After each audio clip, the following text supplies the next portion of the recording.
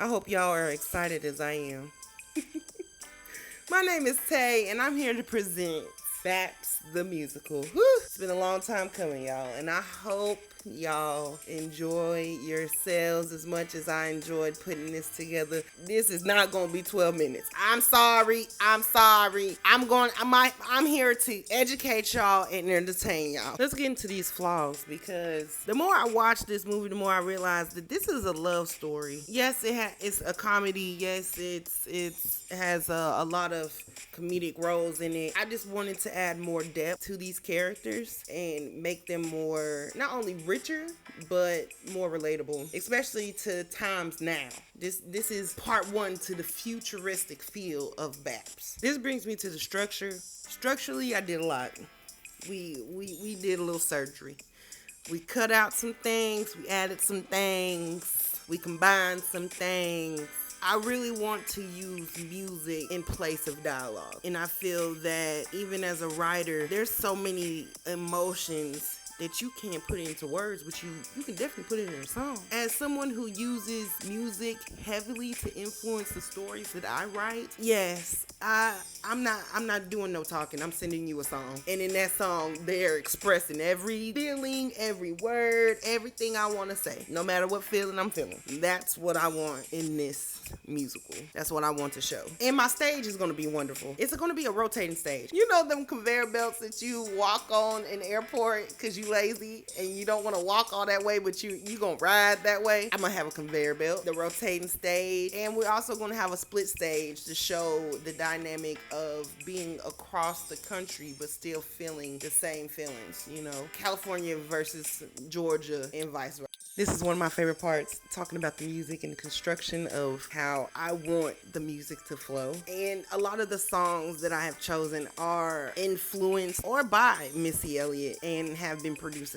by Timberland as well. It only makes sense for them to be a part of my team, my music team. Add the futuristic flair of London on the Track and add the songwriting of Miss Esther Dean. Now, if you don't know who Esther Dean is, Esther Dean was in the Pitch Perfect trilogy. She's written for a lot of artists, Beyonce, Katy Perry, Riri. She's talented. She has a lot of songs in her songbook, so she's experienced in this. And last but not least, we're gonna have Masego conducting my orchestra / band, because first of all, he is featured in some of these songs as the saxophonist, but I watched this man put together a song on his live, and I have never seen anything like it, and I have to have him. Versatility and range, people. I hope I said that word correctly. Range is what I built my cast on. And if you guys don't know any of these people on this screen, shame on you. Shame. I said it. I'm judging you. And Google is your best friend, because I ain't telling you nothing. Nope. I'm saving all my time for the music. I wanted to set the tones of the four main characters and their relationships. Niecy is a hard worker. She wants to make her money, stack her money so she can open her hair salon. Meanwhile, on the other side, Mickey is a job. And she's going to let you know she's a job. She can cook, she can clean, she can do everything a wife is supposed to do, but she's very expensive. And if you don't have the bankroll to back that up, then she doesn't want to deal with you. Meanwhile, we have Ali and James, who are doing everything but maintaining a job, but they're out there doing whatever they can to think they're doing what they need to be doing, but they're not doing anything. They have these big pipe dreams.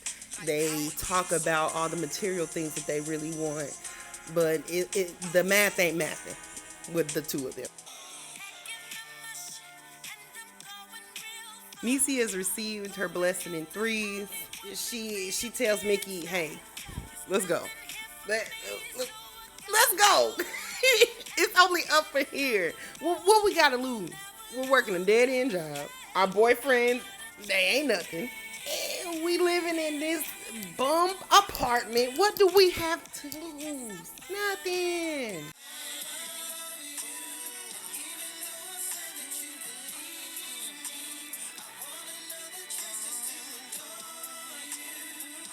The conditional love song is mainly about Ali and Niecy. James and Mickey's relationship is like an on and off type of thing, but Niecy really needs to release the burdens of Georgia before she goes to Cali.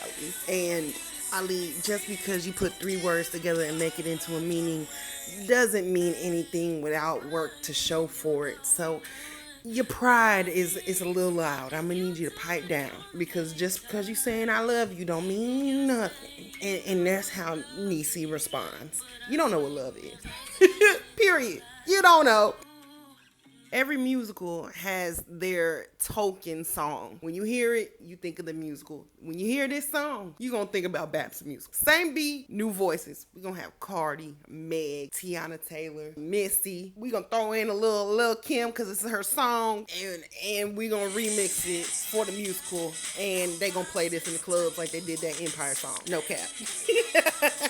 Mickey and Niecy it's ladies' night at the Golden Tooth. My girls finna celebrate. We ballin' tonight. Walk up in the club, VIP, all drinks on me. Yes! The girls made it to Cali. They're at the audition. And one thing that I really wanted to see in the movie is the audition itself and not the aftermath. So this is gonna be a big dance number. And Mickey peeps Antonio at the audition, because really it's quite creepy that Antonio is outside the audition in a limo and well dressed in a suit, and he's just sitting there waiting, catcalling girls to pick up. You know what I'm saying? So anyway, Antonio's role is going to be defined in this moment. Antonio, yes, he works for Mr. B. That explains why he's driving around in a Lexus and a Beamer. He doesn't have money, but he has means to a mansion. We gotta flip it. That man is suave. And the way he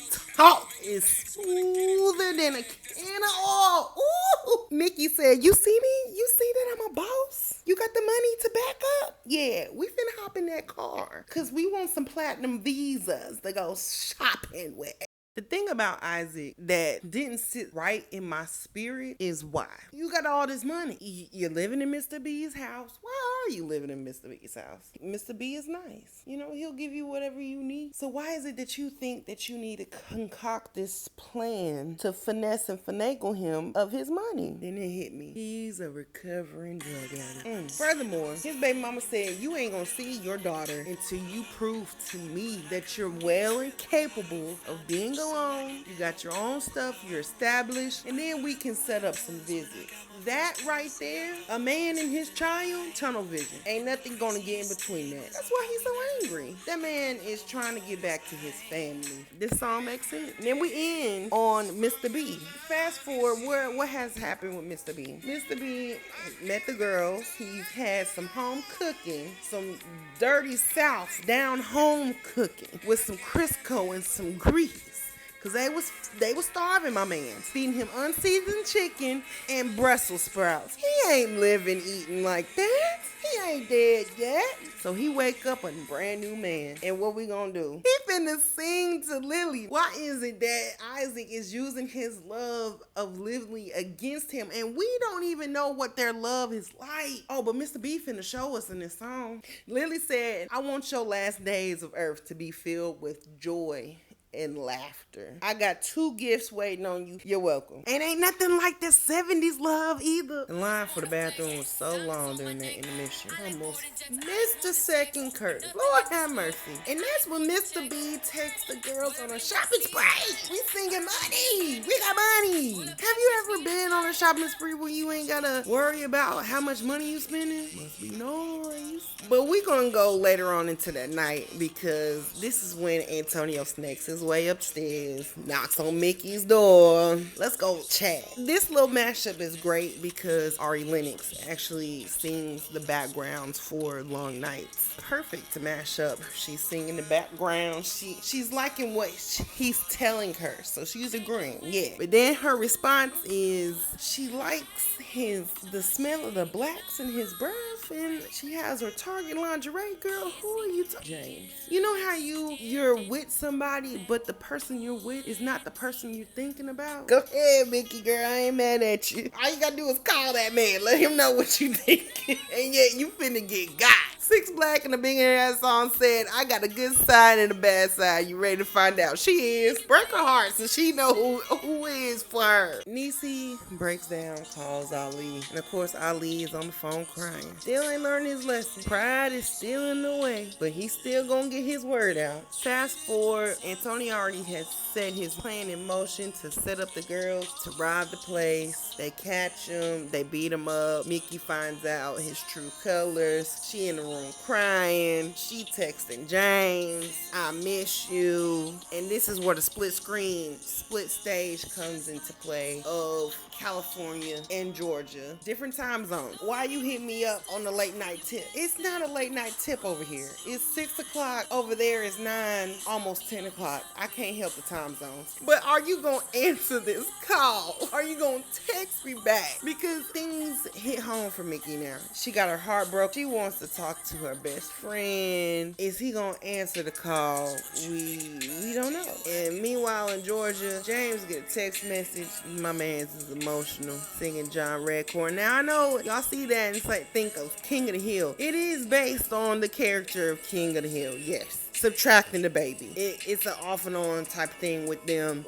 Are we gonna get it straight? Are we gonna be together or not? I'm tired of you running my heart through the ring. Fast forward, the girls and Mr. B and Manly go to the club. They turning up. Mr. B collapsed on the floor. They heading home and Niecy is just thinking about Ali. Mr. B said, let me tell you about real love. And this is when we get in deeper of him and Lily's love. Now, this is a scene. We have a makeshift limo, right, on the right of the stage. To the left, spotlight. And it's 2 ballet dancers. And they're doing an interpretive love dance. They're dancing together. Oh my God, isn't that pretty? That's beautiful. The tears I will have with Mr. B singing his heart out. I'm from Southside of the moon. She in LA for a time. Reach out when I fly, told her, hold up. I'ma be there in a minute. I'm like, hold up. I'ma be there in a minute. I'm like, hold up. I'ma be there in a minute. Anagaresis. Emotions has hit the fan at this point, and we go to Ali and James. And Ali, it finally clicked in Ali's head that what he needs to do. And in these songs, he said, "I'm ripping up my player card. I'm not gonna be in the streets no more. I'm not gonna talk to these birds no more. I'm buying you a ring, and we're getting in a house, and we're going to be married, and we're going to live our life forever, ever after." James said the same thing too. He rhymed with it. He said, "Yeah, let's go." Niecy finally realizes, yes, you can still be a boss and still be in love. You can have your cake and eat it too, sis. It's fine. She just wants to be happy. Yes, Mary J. Tell us how she gonna be happy. Tell us what she's going to do to get to that happiness. Now we get to Mickey. Ooh, Mickey is crying. The shoes on the other foot. She on her knees. She needs James bad. Real bad. I love you, James. I need you. It never sat right with me how Manly played a huge role in assisting Ali and James to come to California. And all Ali did was show that he got a haircut and a driver's license and everything went back to normal. Now, during his inauguration, we are going to see him and James prepare for their trip. They're going to hustle hard for that money. Y'all claim y'all hustlers, all that stuff. That PlayStation got to go. Donate them locks to Locks of Love, or sell it to the hair store and have them make some hair tracks out of it. Do whatever you need to do to make up that money. And that brings us to here. James and Ali walk through that door, both with rings in their pockets, bleeding. I'm here. Here I stand in front of you, ready to give you the world. Neither one of us have anything. We don't have jobs. We don't have money. But I prove to you that I'm standing by you, and we are gonna be all right. And the girl's response is, I do. I do. Even though you don't know where you going, I do. I'ma show my love for you. Ring, ring, new money. Who's this? Them girls got that check. They got 4 businesses. Count them. 4. California, Georgia, New York, and they international. Pager Cab luxury car service is in business, and it's booming. Check out the fleet. That's what James said. Check out the fleet. Okay, they living just fine in their new life in California. I would like to thank God for giving me this talent. Thank my look at me. I'm staying ready, so I ain't gotta get ready. I already prepared my thank you speech. Make sure you nominate me for the Phony Tony. But that is my time. Hopefully I didn't hold y'all up too long. My name is Tay, and I hope you guys have a very wonderful day.